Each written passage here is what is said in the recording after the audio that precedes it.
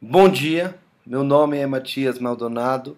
Carolina Vergoes pediu para mim escrever, gravar essa entrevista, ou auto-entrevista, sobre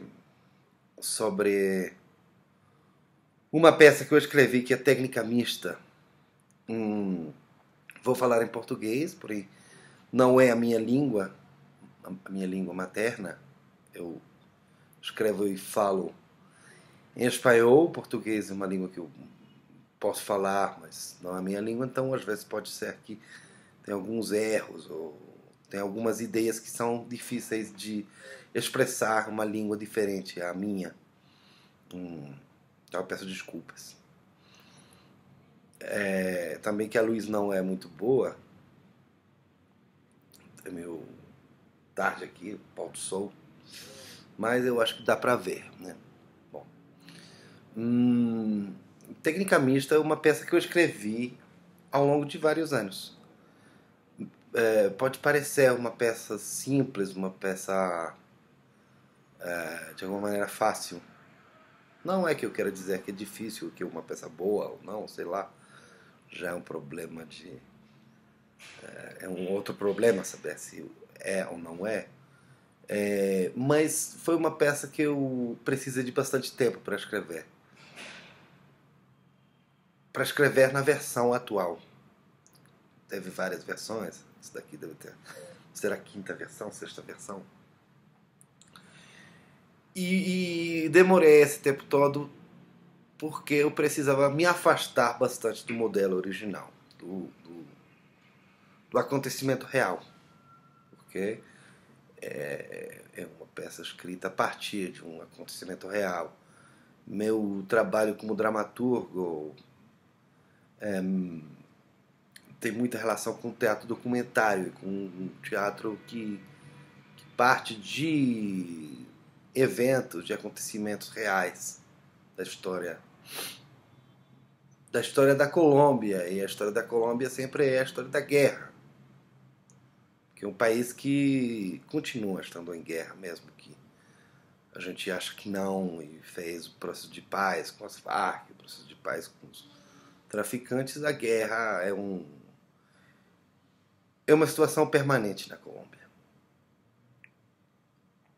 Não é uma guerra urbana, não é uma guerra que, que, que seja visível nas cidades, né? É uma guerra rural, uma guerra no interior. Então, eu parti de um acontecimento real. Um amigo produtor, ano 2012, por aí, 11, 12, mostrou para mim, deu para mim um filme, um documentário que, se eu não me engano, o nome é Os Pecados do Meu Pai. E é um documentário sobre um encontro entre o filho de Pablo Escobar e o filho de Rodrigo Lara Bonilla. Rodrigo Lara Bonilla era um político que nos anos 80 lutou muito contra o narcotráfico, lutou contra o cartel de Medellín, que possivelmente vocês conheçam um pouco da história por causa de uma série que é muito falsa, que é Narcos, né? E bom, teve muitas coisas, muitos filmes, muitas séries sobre Pablo Escobar que são sempre falsificações do que realmente aconteceu. Mas, graças a isso, possivelmente o mundo inteiro tem uma visão de Pablo Escobar e conheça algo dessa história, que, eu repito, é uma versão bem falsa, né? Bem Hollywood. Mas enfim, nos anos 80 teve esse confronto entre o Estado e o narcotráfico por causa da política dos Estados Unidos da proibição da droga, que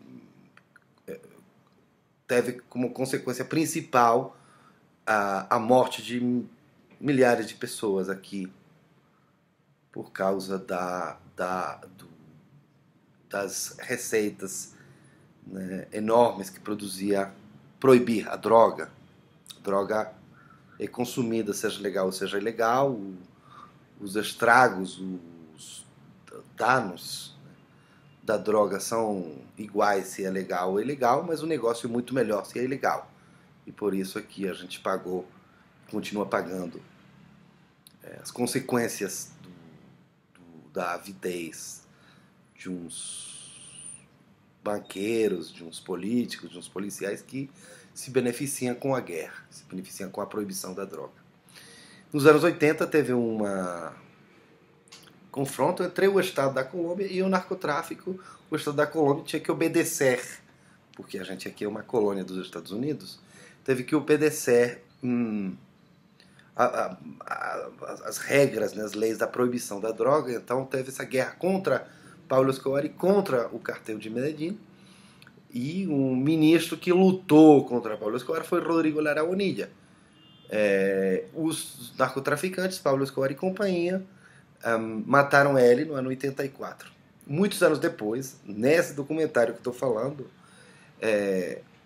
se dá um encontro entre o filho de Pablo Escobar e o filho de Lara Bonilla. É um encontro que acontece na Europa, na Argentina, não lembro muito bem. Eu assisti nesse momento, não assisti de novo, não. Não é uma história que eu tenho assim fresca na minha memória. Mas quando eu assisti o filme, eu senti que era uma situação muito rica do ponto de vista teatral, né? Por causa da concentração do tempo, da concentração do espaço, o fato que era um pouco a encenação de um processo mental, afetivo, emocional, né? Mas eram coisas que estavam acontecendo diante dos olhos dos espectadores. Você assiste ao processo do perdão. Perdão não como uma ideia, mas como um ato. E o ato, claro, é algo que tem muito a ver com o teatro, que é o próprio teatro, que é o próprio drama, né? É a ação de perdoar ou de não perdoar. Então acho que era algo bem interessante e que dava era um material rico para trabalhar dramaticamente. E eu fiz uma primeira versão nesses anos por aí, 2012, 2013. Por um acaso eu terminei a primeira versão em Brasília nesses anos, porque eu estava lá e não tinha muita coisa para fazer, então eu terminei essa versão. E aí o que aconteceu é que era muito reconhecível. Eu já disse, meu trabalho está muito ligado com o teatro documentário. Eu gosto de trabalhar sobre acontecimentos reais que podem ser reconhecidos pelos espectadores. Porém, aqui eu não tinha a intenção de que fosse tão reconhecível. Porque essa história de narcotraficantes e políticos, a própria história de Pablo Escobar é uma história que pode ser muito maniqueia, que pode ser muito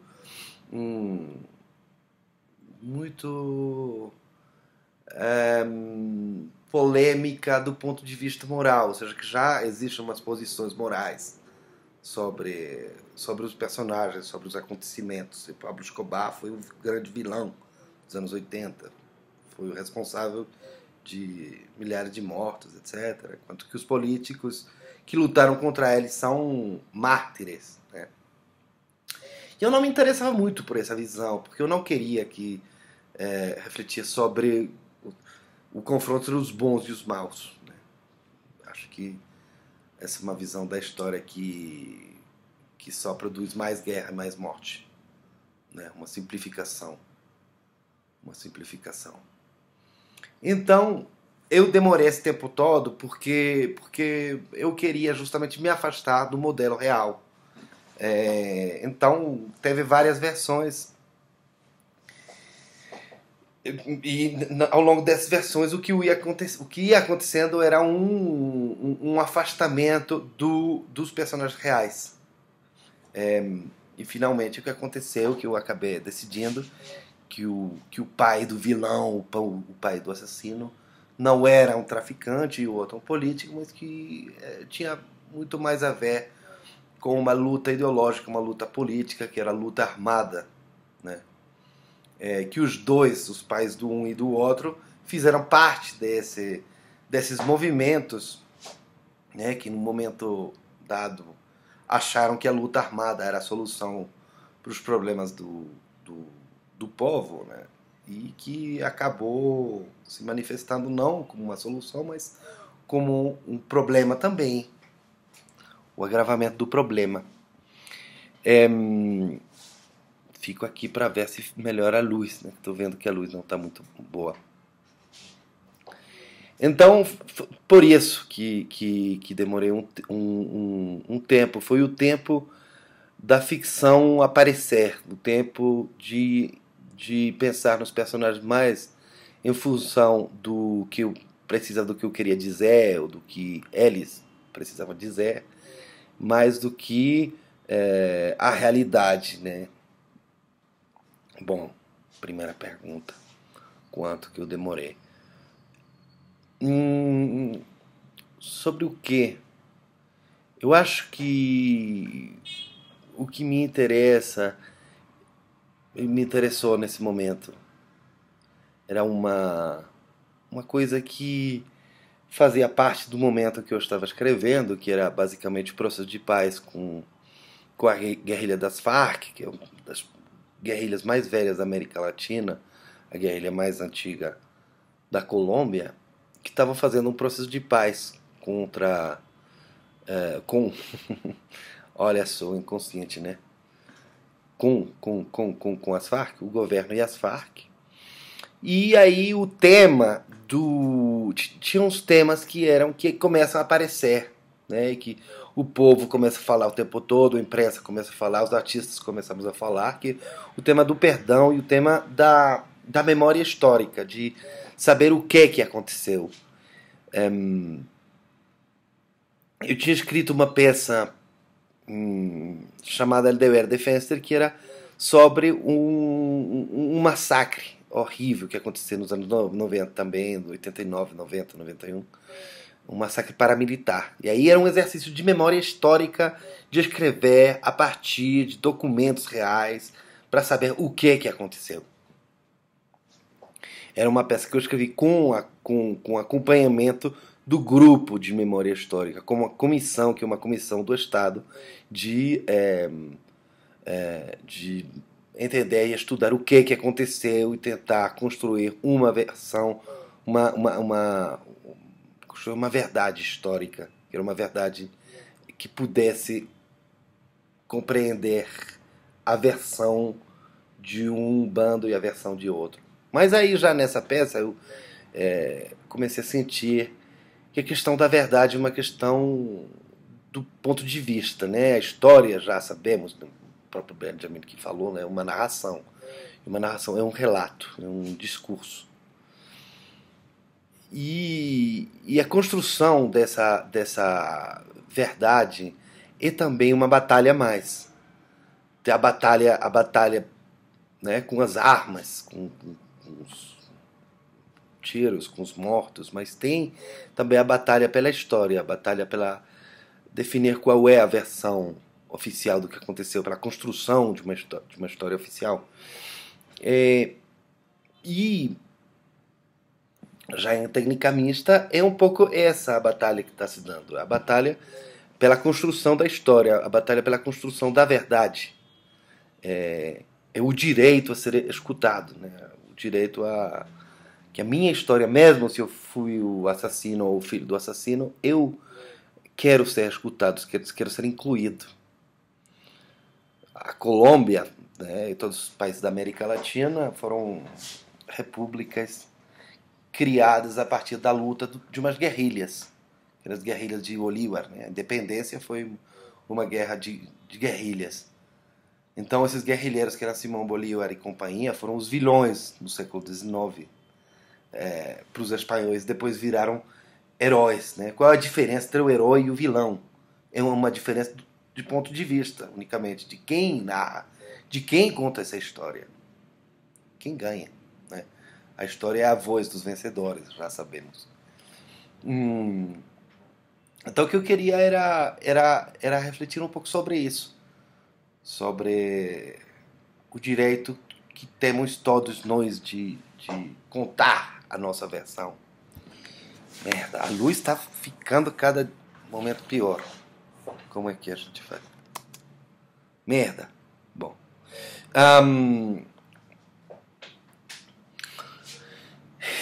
Não sei muito mais o que dizer para vocês. Sim, a Carol me falou que a gente estava falando um pouco sobre a peça e ela tinha umas perguntas interessantes sobre o personagem de Dona Blanca. Ela propôs uma interpretação que eu achei super interessante, porque realmente eu não tinha pensado nela. E era essa Dona Branca, como a branca, o pó, né, a cocaína. Não tinha pensado, mas é válido, totalmente válido. Eu não queria falar diretamente sobre o problema do tráfico, né? Mas é impossível, se você fala da Colômbia dos anos 70 para cá, não incluir o problema do tráfico. A gente tem o que pode ser uma virtude ou um problema, a depender da decisão dos homens, mas a gente produz a melhor cocaína do mundo, como os franceses produzem o melhor vinho do mundo. Né? É assim. Mas o vinho francês é um grande negócio, a cocaína colombiana é uma desgraça por uma decisão do império, unicamente. Essa grande virtude virou um grande problema por causa da proibição, também virou um grande negócio por essa mesma causa. Mas o fato é que tudo aqui na história colombiana, a partir dos anos 70, está atravessado pelo tráfico de droga, porque produz muita grana. Então, essa guerra, que era uma guerra entre guerrilhas, uma questão muito mais ideológica, mas também uma questão de terra, de poder, de ideologia, atravessada agora pelo tema da cocaína. Mas não era uma questão direta, porque justamente eu queria me afastar do referente de Pablo Escobar. Eu sei que Colômbia, todo mundo sabe, a única coisa que as pessoas sabem da Colômbia é Pablo Escobar. Então, eu queria me afastar um pouquinho disso. Sim. Então, justamente, esse personagem de Dona Branca, que é um personagem que apareceu nas últimas versões. Penúltima versão. Não existia antes. Bom, eu acho que havia muitas coisas, né? Nas primeiras versões, inclusive, tinha mais personagens aí na cena. Mas depois eu decidi incluir a mãe, que é aparentemente a mãe de Lúcio, que, bom, imagino que não esteja fazendo spoiler, que vocês leram a peça, que acaba sendo também, não quero contar o final e arruinar a surpresa, mas acho que também não tem tanta surpresa. Acaba sendo também, provavelmente, a mãe de Dangon, né? E aí eles aparecem como irmãos. Um pequeno detalhe, um pouco de melodrama. E eu acho que o melodrama é o gênero da América Latina por excelência, né? É o nosso gênero. Eu morei uns tempos, desculpa que uma coisa um pouco mais anedótica, eu morei vários anos no Brasil. E eu ficava com muita raiva quando as pessoas diziam: ah, mas vocês fazem novelas? Eu dizia: sim, a gente faz, na Colômbia fazemos novelas. E aí tinham vários brasileiros que diziam: mas faz novelas, quer novela, tipo novela mexicana? Eu dizia: não, novela mexicana não, novela colombiana. E é também o orgulho, assim como eu dizia que a gente produz a melhor cocaína do mundo, a gente produz também umas novelas maravilhosas. Ou sei lá, se maravilhoso ou não, mas com uma identidade muito clara, uma identidade estética muito clara. E então, de alguma maneira, eu queria incluir esse elemento um pouco melodramático, né, da surpresa de descobrir: ah, somos irmãos. Inclusive, essa história não é uma história de amor, mesmo que tem alguns elementos do Dangon como se estivesse apaixonado por ele, por o Lúcio, né? Um Romeu e Julieta homossexual do século XXI. Mas, enfim, são umas detalhes, né? Não sei que seja realmente essa a intenção. Mas por isso que aparece a mãe. Desculpa o cigarro aí. Que aparece a mãe. Por que branco? Porque essa palavra, porque branco sempre é por causa de uma ideologia racista, etc. O branco sempre está associado com o bom e o negro com o mal, né? Isso é horrível, mas já faz parte dos clichês da cultura. Então, branca, e porém, essa branca não era realmente alguém que. Merda, procurando a luz. Melhorou, né? Melhorou. Pelo menos ficou mais bonitinho aí. Sim, então eu queria que essa pessoa aqui, que que é um pouco a responsável, que tem uma responsabilidade muito grande, né, na tragédia que eles estão contando, o nome dela fosse Branca. Né? Uma contradição aí, que os nomes não revelem a essência dos personagens. Não sei muito mais o que contar, é difícil falar sobre as próprias criações. Porque num teatro? Porque num museu? E porque na Noruega, né? Que acontece na Noruega? Também acho que são esses acasos. Quando eu escrevi, mas quando eu escrevi a última versão, estava trabalhando na última versão, teve negócio do prêmio Nobel que deram para o presidente da República, para o Manuel Santos, que era em Oslo, né? E então o presidente estava lá, ou foi lá com os políticos, com as pessoas do poder, receber o prêmio por causa dos esforços que ele fez para ter a paz aqui na Colômbia. E ao mesmo tempo que as pessoas estavam falando de paz lá na Noruega, aqui na Colômbia continuava a guerra. Não só a guerra das Farc, que já tinha acabado, mas a guerra, inclusive, do mundo político, dos opositores ao presidente, dizendo que era uma paz falsa, que as Farc eram uns narcotraficantes, uns assassinos. Ou seja, essa paz realmente não existia. A paz existe na Noruega, não existe aqui. A paz não existe nesses países, né? Que as pessoas têm fome, têm as injustiças do, desses nossos países são um ato de guerra, mesmo sem atirar, mas quando tem essas diferenças sociais e econômicas tão grandes, isso é um ato de guerra, um ato de barbárie. Então era um pouco esse contraste, né? A Europa, norte de Europa, falando sobre a paz, falando sobre a reconciliação, porque a gente, para a Europa, sempre fomos ou os canibais ou os bons selvagens.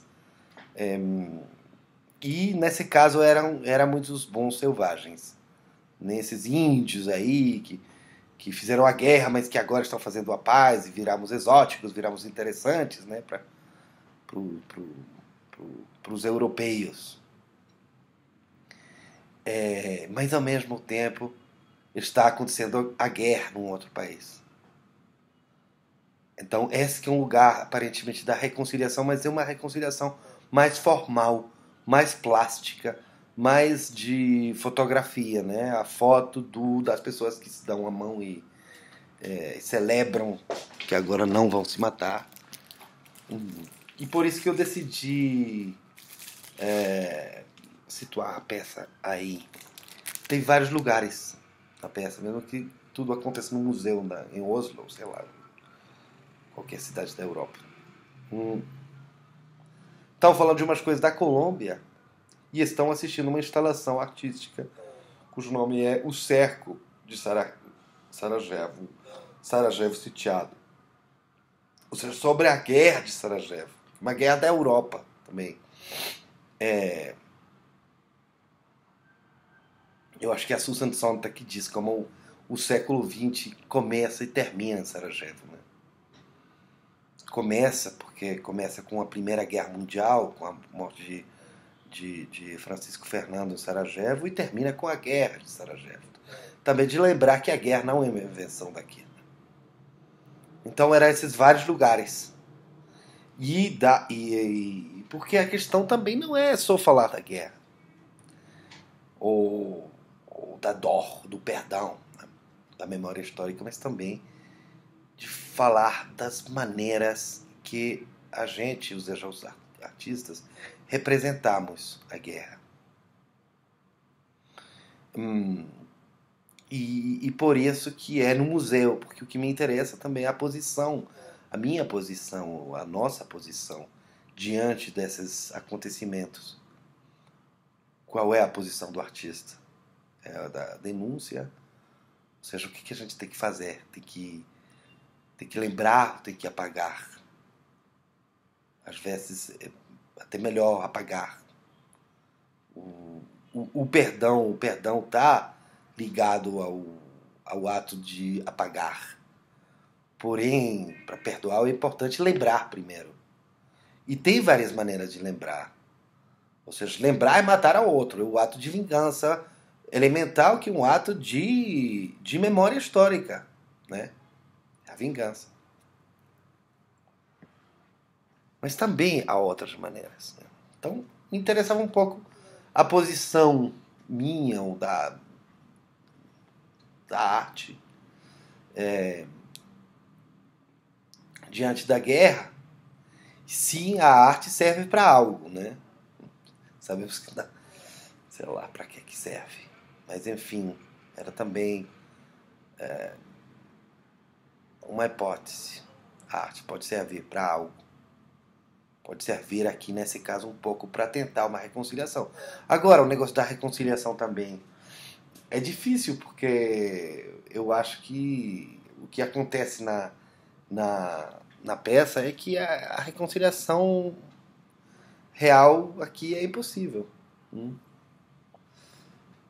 Mesmo falando entre eles, mesmo reconhecendo que são irmãos, há muita dor atrás. A reconciliação, o perdão, o negócio da outra bochecha, que se diz, é uma invenção maravilhosa do cristianismo. Como o amor também é uma invenção maravilhosa do cristianismo, mas é uma invenção poética, né? Uma invenção poética. Existe realmente no coração das pessoas essa possibilidade de perdoar realmente? Eram perguntas que eu me fazia. Eu teria gostado que sim, que a reconciliação fosse possível, como eu gostaria que a reconciliação aqui no meu país fosse possível, mas na realidade, na prática, não parece tão possível, né? Tem muitos problemas. Eu imagino que já meia hora é muito tempo, já deve estar cansado de ouvir as minhas palavras. Acho que eu vou deixar aqui.